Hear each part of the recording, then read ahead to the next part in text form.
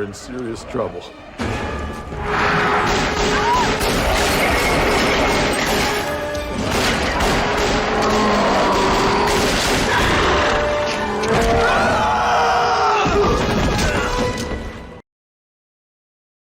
Hey guys, and welcome back to another video. Today we're going to be covering the new hero that's coming out on the 28th, which is just a few days away, called the Medjay. Now I am very excited to see what this new hero brings to the table, how he impacts the meta. I'm just really excited for how he's going to operate in the game. So let's get right into it, shall we? So something you'll notice pretty immediately here is that he's packing a nice piece of equipment there. Pretty hefty, pretty girthy. I believe they actually talked about this in the Warriors Den for a little bit, about just how long this equipment is that he has, this weapon is that he has. On scale as well, so it's 8 feet long, 8 feet long, 8 feet long. Oh, you touch my tra-la-la. My ding-ding-dong. Yeah, so this guy's got a pretty beefy piece of equipment on him right there, but let's go see what he can actually do with the thing. Alright, so to start off here, he's able to do chains very similar to Shaolin and Berserker. By that I mean that he's essentially, as long as he has stamina, he's able to just keep going heavy to light or light to heavy. He's allowed to just interchange between the two, again, so long as he has stamina to use the moves for, or to use for the moves.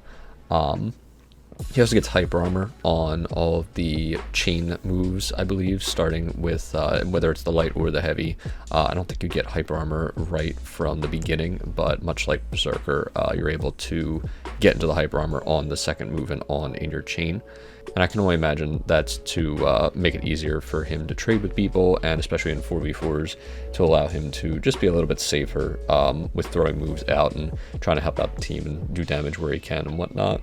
You also notice that he gets enhanced lights in his chains. Again, that I can only imagine that's to allow him to have more pressure when he's fighting people. That way he doesn't just throw a light and immediately get stopped mid-chain. The idea of this character seems to be, you know, a decent amount of aggression, a decent amount of helping the team, especially in 4v4s, with all of their moves, and not necessarily get stopped necessarily super easily. So he's able to kind of sustain that pressure in a way.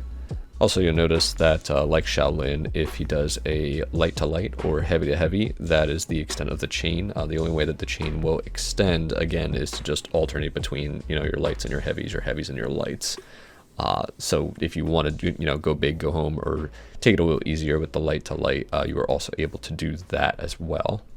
You also notice that he has a dodge heavy as well. The dodge heavy is always, you know, obviously very useful. And they're becoming more commonplace nowadays. But I'm not mad about it at all. I'm glad the characters are getting dodge attacks. It's another layer of offense / defense that they can use in their fights. And I'm always for more moves for characters. Hopefully they can update, you know, characters that don't have dodge attacks. Incredibili! So that way they have a better standing in the meta, we'll just say, compared to other characters nowadays. If you look closely, you also notice as well that a lot of these animations are pretty similar, if not exactly the same, from other characters, such as the dodge heavy, for example, reminds me a lot of Hitokiri's dodge heavy. The light to heavy chain reminds me, you know, again, a lot of Berserker, Shaolin. They even mentioned it in the Warriors Den. I'm not really upset about it at all, though. I know some people get really hung up on this about them reusing animations, but you gotta remember that this is a more realistic fighting game. Like, obviously, you know, we had Wyverns the other season, but it's still more realistic than certain other fighting games out there for sure. And there's only so many animations that the human body can do, essentially. And as long as the character is fun, as long as the character is functional, I really don't have a problem with it. His zone also seems pretty good, not necessarily for clearing minions per se, but as far as like being outnumbered by everybody, I feel like the zones are going to be really good at like doing a full 360 around his body to kind of just keep enemies at bay for a little bit until the rest of your team maybe gets there to help you out. I don't believe you can chain off of the zone at all. I think it's just kind of a tool to use just, again, to kind of fend people off for a little bit until you maybe get some reinforcements at some point. He also has a dodge forward bash, or dodge forward grab, basically a bash, but it's really, really slow. They did emphasize that this is much more for anti-ganks and 4v4 gameplay than 1v1 gameplay. But as someone who loves to meme every once in a while, once in a blue moon, and use some really slow moves that probably aren't designed for 1v1s, but use them in 1v1s, just defy all laws of nature, such as Lawbringer's long arm and stuff like that, I definitely will probably be using this a few times in stream and outside of stream. The bash is nice though, because it's not just a bash into your moves. You can also use it mid-chain as well, so you can really get probably a little crazy in 4v4 ganks and whatnot, and anti-ganks and stuff like that, where you can hit somebody with a light, switch to another person, do that really slow bash to mess up their timing, switch back to another person. This is definitely going to be a character that excels in 4v4s with this move that he has here. And now we have possibly the most exciting thing, at least for me, with this character, and that's the fact that not only does he have a second stance entirely, he essentially has a second weapon entirely, or second weapons entirely, I should say. And guard break is your mode switch special move.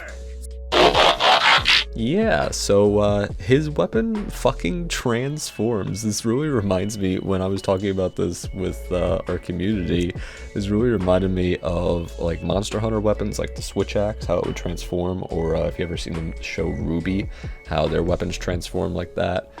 It's really, really cool to see a weapon in this game that isn't what it seems necessarily, that it has more than meets the eye, to borrow from more Transformers stuff. So to get into axe form and back into staff form, basically just to change forms at will, all you have to do is do a backwards guard break input, same thing as long arm.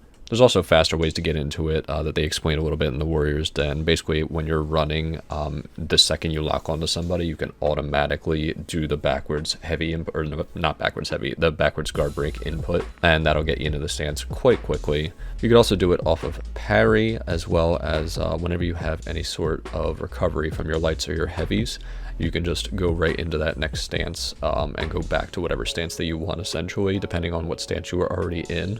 So when you're in this new axe form, it really reminds me of Highlander, actually, and when I really break down the character, 3 characters I can think of are Highlander, Shaolin, and Berserker. The way that this character behaves, it's kind of an amalgamation of those types of characters, with a little other characters thrown in here and there, just sprinkled throughout. But I definitely get Highlander vibes from this. However, the main difference with this new stance, or with these new weapons, is that with Highlander stance, when you're in offensive stance, when you're in that secondary stance, you no longer have your guard, because you're essentially just making yourself more vulnerable and you're more active in the fight. Whereas with this character, you're more active in the fight. It's much more of a 1v1 stance per se. However, you're not vulnerable in the same sense that Highlander is. You essentially just split up the weapons and you make yourself a more offensive based attacker. However, you're just not you're not suffering from the same debilitations that Highlander is when he's in offensive stance, when you're using your, how you say offensive stance, your axe stance. So when you're in this new axe form, it's essentially, functionally the same moves. You still get your dodge side heavies, you still get your front dodge heavy to catch rollers or kind of get into the fight a little bit sooner. The big changes you see here typically are the bash. The bash is much, much faster, and you can also loop it much like you would loop Warden's bash when he's doing his lights or heavies. And you also are able to do finisher heavies that are unblockable. The finisher heavies are on any side, especially the top heavy reminds me a lot. It literally is ripped directly from Berserker, it seems. I don't think they showed it here in this footage in particular, but I remember seeing it in a little bit of the footage from the Dominion gameplay that they had a little bit later that I might be able to show off to you guys in a bit here. But it looks remarkably similar to Berserker's, and kind of makes sense because this character has double axes, Berserker has double axes. Again, it's pretty easy animation to rip, and it still seems to work pretty well. It'd be nice to mix people up with those unblockable heavies. It'll definitely cause a little more pressure than his staff stance, where a lot of it is just stuff that you can block. But it'll be nice. It'll be a nice change up when people are like least expecting it, especially that bash. it's unreactable. I believe it's 400 MS, and I know that they said that it's unreactable in the Warrior's Den. So being able to loot that is definitely going to be a little annoying to some people for sure. But if you know that it's going to be coming, you should be able to dodge it on just reads nonetheless, and you should be pretty well off. Last thing I want to talk about here before we get into his feats was something unique to him, actually, obviously, because he's the only character that is able to transform his weapon. When he's doing the executions, no matter what stance you're in, it seems that he goes back to the staff stance by default. So, you know, if you execute somebody in your staff stance, you're going to be in your staff stance when you're done. And when you're in your X stance and you execute somebody, it looks like you revert back to your staff stance. So I do like that. It'll definitely be nice for sure in 4v4s to end in that safer stance when you're done your execution. You know, just imagine doing one of those like really quick knife executions and then being able to go back to your defensive stance pretty quickly. It'll be nice to be able to do that, and it'll be good to kind of get back into the action, to kind of help out your team, and just like get back in safely instead of potentially being in that 1v1 stance and not wanting to be in that 1v1 stance when you're jumping into the next fight. Alright, so feat time. I'm also particularly excited to go over this real quick with you guys, because this is the first time that they have decided to shove 8 feats. That's right, 8 feats in one character. And it makes sense because the character has 2 different stances, 2 different ways of attacking, 2 different weapons essentially. So it's essentially cramming 2 characters into one. Never thought I'd ever see this in this game, but it actually functions rather well from what I've seen. So let's go over it.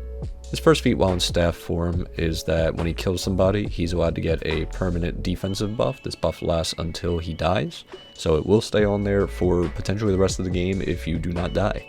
When it's in axe form, the reverse is what happens. You get an attack buff whenever you kill somebody, or once you kill somebody, and that'll stay until you die. You are able to stack both of these buffs so that you get both a defensive and an offensive buff if you ever run into the case that you just never die in the game, or you just aren't dying a lot in a game. You're able to stack both of those, and it's pretty cool in that sense. Just become a beefy juggernaut who just one-shots people. Alright, so feat number 2 while in staff stance. These all apply to the bashes, by the way. When you bash somebody in that staff stance, you end up doing a defensive debuff to them. Meanwhile, in the attacking stance, the axe stance, if you do bash somebody with that quicker bash, it does administer a debuff to their attack. So it's just exactly the reverse, same as before. Feat number 3 is in staff form an AoE heal for the team. It's a smaller heal, but it does affect, again, the entire team in the vicinity around you. And in the axe form, it's a more generous heal, however, it's more selfish, it's only for yourself. And a lot of these feats, especially feats 2 and 3, well, all 4 of them, I guess, they really emphasize the fact that staff form is much more for the team, much more for ganking, much more for helping out the team and your teammates, whereas the axe stance is much more emphasized on 1v1s and kind of being more selfish and self-centered in that respect. But it's really cool how they essentially have just shoved 2 characters, 2 playstyles into one character. And it's going to be really interesting swapping back and forth and figuring out like, oh, do I want to be more defensive and help my team with this feat currently? Or do I want to be more selfish and try to push advantages with myself and my kit on the enemy team? So it's going to be an interesting time with trying to figure out like when to do what feats and when to save certain feats. It should be cool to see. But we're not done. We got 2 more feats in feat 4 here. Feat 4 in staff mode is a bomb, much like a lot of the Knight's bombs that sometimes you throw on minions, sometimes you throw on enemy teams, and it does a moderate amount of damage, but it's a nice wide area of effect, so you could definitely do some damage with that on both enemy teams, minions, whatever have you. And feat 4 in axe form is you just throwing a fucking bullet bill at them.